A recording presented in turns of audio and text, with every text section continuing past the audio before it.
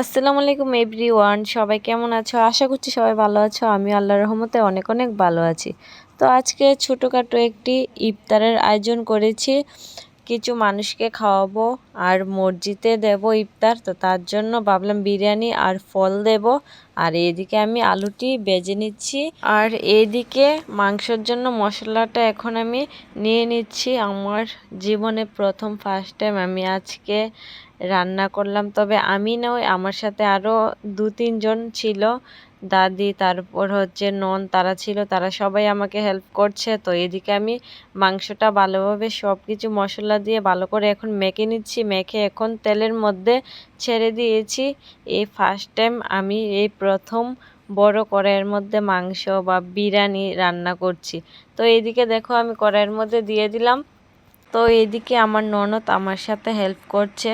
তো এই যে দেখো মাংসটা এখন বসিয়ে দিলাম, আর আমার ননদ মাংসটাকে রান্না করে নিচ্ছে। আর এইদিকে দেখো আমি বড় একটা কড়াইয়ের মধ্যে বিরিয়ানি রান্না করে নিয়েছি। তো এদিকে আমি আর আমার ননদ মিলে ভালো করে নাড়াচাড়া করছি।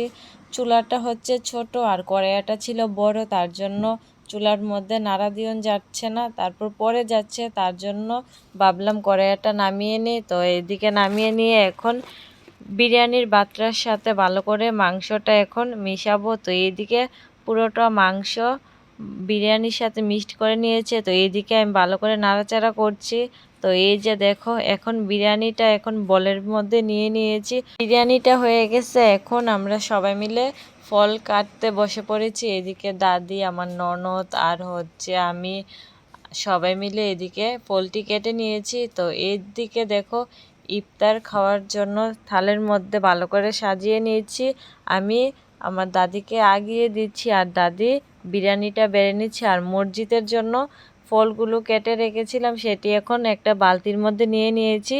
আর এদিকে দেখো দুটো বালতির মধ্যে, একটার মধ্যে হচ্ছে বিরিয়ানি আর একটার মধ্যে হচ্ছে ফল। তো সবগুলি ফল এখন আমি বালতির মধ্যে ঢাকনা দিয়ে ডেকে নিয়েছি। আর এইদিকে আমার ননদ শরবতটা করে নিচ্ছে।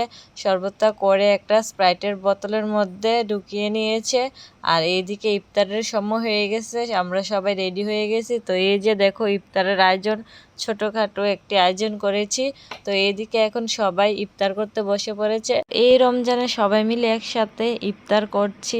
তো সামনে বলা যায় না আল্লাহ কখন কাকে নিয়ে যায়। তো সামনে বছর থাকতেও পারি, নাও থাকতে পারি, বাকিটা উপর আল্লাহ জানে। তো আমার যতটুকু সামর্থ্য হয়েছে ততটুকুই আমি ছোটোখাটো একটি ইফতারের আয়োজন করেছি। যদি বেঁচে থাকি ভবিষ্যতে আরেকটু ভালো ইফতার করার অনেক চেষ্টা করব। তো আল্লাহ আমাকে যতটুকু তৌফিক দিয়েছে আমি ততটুকুই ইফতারের ছোটোখাটো একটা আয়োজন করেছি। তো আল্লাহর কাছে লাখ লাখ শুকরিয়া। তো সবাই ভালো থাকবে, সুস্থ থাকবে। আজকের ব্লগটা এতটুকুই। আল্লাহ হাফেজ।